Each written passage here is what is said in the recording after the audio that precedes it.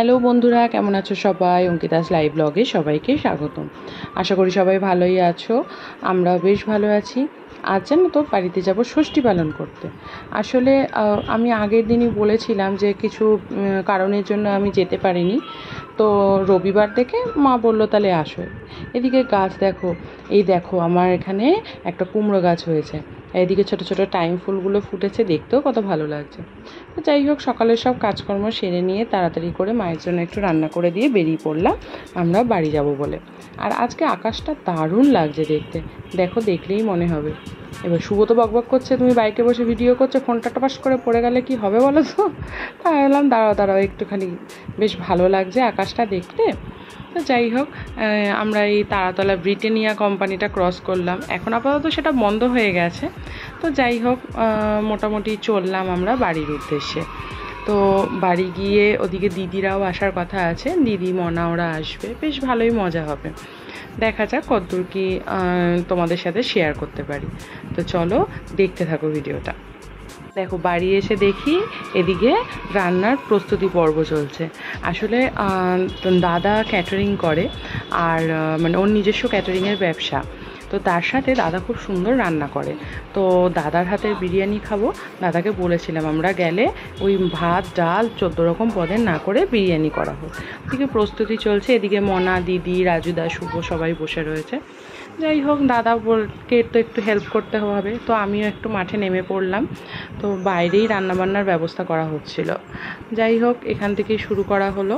এরপরে এই যে কড়াইতে তো তেল দেয়া হয়েছে। এরপরে মাংস টাংস ধুয়ে রেখে দিয়েছি। দাদা বলছে বিরিয়ানি যখন করবো, অনেক দিন করা হয় না, তাহলে মটন বিরিয়ানি করি। তো এদিকে পেঁয়াজের বেরেস্তা ভাজার জন্য দেয়া হয়েছে। ওদিকে আদা রসুন সব পেস্ট করে তার জুস বের করে এখানে সব রেখে দেওয়া হয়েছে, বিরিয়ানিতে দেওয়া হবে বলে।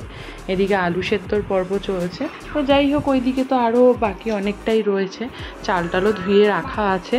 এদিকে এই আলুগুলো এবার তুলে দিতে হবে এখানে। তো দাদা বলছে যে তুই একটুখানি দে। এবার যা হয় দেখবে, শুরুতেই মনে হয় দূর বাবা ভাল লাগে না, তারপরে আবার দাদা একা একা করবে, চলো আমরা সাথে চলি, বেশ মজা হবে। তবে এদিকে পেঁয়াজের বেরেস্তা রেডি হয়ে গেছে, বিরিয়ানির পর্ব চলছে। এরমভাবে বিরিয়ানি কি কেউ কোনোদিনও খেয়েছো? দেখো দেখতে থাকো। এদিকে প্রেশারে তেল গরম করে দিয়ে দিয়েছি, তার মধ্যে গোটা গরম মশলা দিয়ে মাটনগুলোকে এর মধ্যে একে একে দিয়ে দিলাম।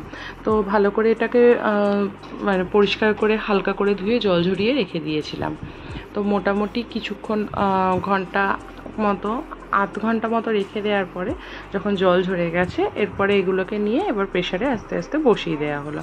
এবার হালকা হাতে একটু একটু করে নাড়া চলছে। তো এই ফাঁকে এর মধ্যে দিয়ে দেওয়া হবে এই যে আদার রস করে রাখা ছিল, তারপরে রসুনের রস করে রাখা ছিল। তো এইগুলো একে একে এর মধ্যে দিয়ে দেওয়া হচ্ছে।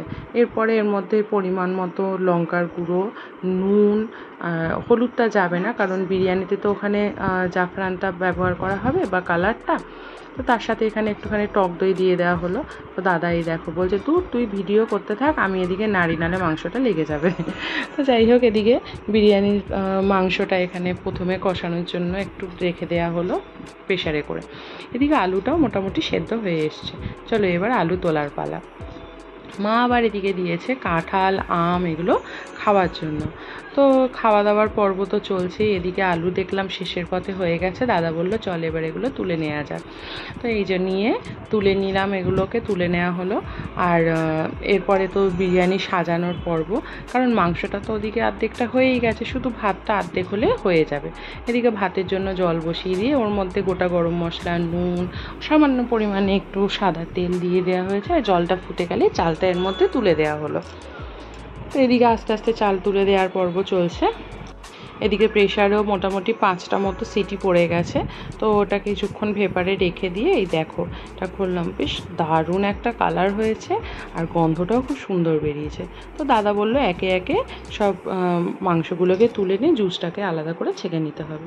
তো মাংসগুলোকে একে একে তুললাম।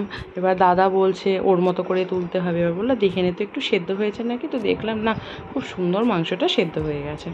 এরপরে এখানে ভাতও মোটামুটি হয়ে এসছে ওদিকে। তো দাদা বলছে যে এবার একটুখানি বিরিয়ানিটা সাজিয়ে নিই। তো বললাম সবই যখন আমাকেই করতে হচ্ছে, কি হবে বলতো। দেখলাম যে না ঠিক আছে চলো করি, তো এদিকে আস্তে আস্তে করে দিচ্ছি। দেখো আমরা আমাদের মতো করে ঘরে করি, এবার নিজে তৈরি করা আর কেউ ইনস্ট্রাকশন দিলে তৈরি করার মধ্যে অনেকটাই পার্থক্য থাকে। দাদা বলেছে আলুগুলো ভালো করে সাজিয়ে দিতে, বেকাতারা দিলে তো হবে না, এক্ষুনি বলবে তুই কী করলি বেকাতারা করে এগুলো দিয়ে দিয়েছিস। এবার আমাকে বলেছে একটা একটা করে মাংস দিতে, আমিও ভালো মানুষের মতো একটা একটা করে মাংস দিচ্ছি। এবার আমাকে মুখ তাড়াতাড়ি দে বলে এবার নিজেও হাত লাগানো শুরু করে দিল। তো যাই হোক মাংস টাংস এখানে তোলা হয়ে গেছে, এরপরে ভাত নামানোর পালা। তো ভাতটা ওদিকে অর্ধেক সেদ্ধ হয়ে গেছে, বাকিটা তো এখানে ভেপারে হয়ে যাবে। এদিকে বিরিয়ানি সাজানো মোটামুটি হয়ে গেছে। এরপরে যে জুসটা বললাম না মাংসের যে স্টুটা রাখা ছিল সেইটা দিয়ে এরপরে এই যে কালার দিয়ে দুধের সাথে কেসার রেখে দেওয়া হয়েছিল অনেকক্ষণ, কালারটা খুব সুন্দর এসছে। তো যাই হোক এবারে তো হালকা হালকা করে সব দিয়ে দেওয়া হবে, আতর পাতর দিয়ে এবার ঢাকা দিয়ে রাখার পালা। তো উপর থেকে একটু পেঁয়াজের বেরেস্তা দাদা দিয়ে দিল। এবার ওই দেখো কত খুদখুদে এত, এই মুছতে হবে ধরতে হবে। তো যাই হোক বিরিয়ানি তো এবার হয়ে গেল, এবার একটা কাপড়ের সাথে নিয়ে ঢাকনা দিয়ে একটা নোড়া চাপা দিয়ে জল গরমের উপরে বসিয়ে রাখা হলো। তো মোটামুটি দিদিও এসছে এখানে ফিনিশিং পর্যায়ে, বললাম তোকে একটু দেখাই, তুইও কাজ করছিস সেটা তো দেখাতে হবে। বাবুর পরে গিফট দেওয়ার পালা। আমা দেখো শুভ কালারটা দেখো, ভালো আছে দেখি কালারটা। ওই ওর দুটো দুধ এরকম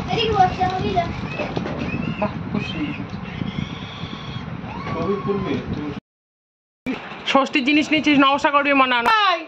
মনাকেও একটা জামা দিয়েছে আর বাবাইকেও এই ড্রেসটা দিয়েছে মা।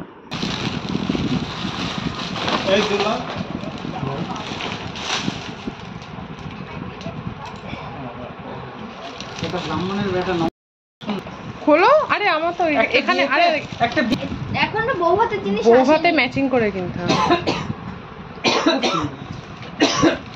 এত শাড়ি পরবো। গিফট দেওয়া দিয়ে পর্ব হয়ে গেল। তো দাদাকে বললাম দাদা এবার বিরিয়ানিটা তোল, খেতে হবে তো, বাবাইকে খাইয়ে দিই। তো মোটামুটি টাইমের মধ্যেই আমাদের হয়ে গেছিলো। আগে বাবাই আর মনার জন্য বেড়ে নেওয়া হয়েছে, তারপরে আমরা সবাই মিলে একসাথে বসে খেয়েছি।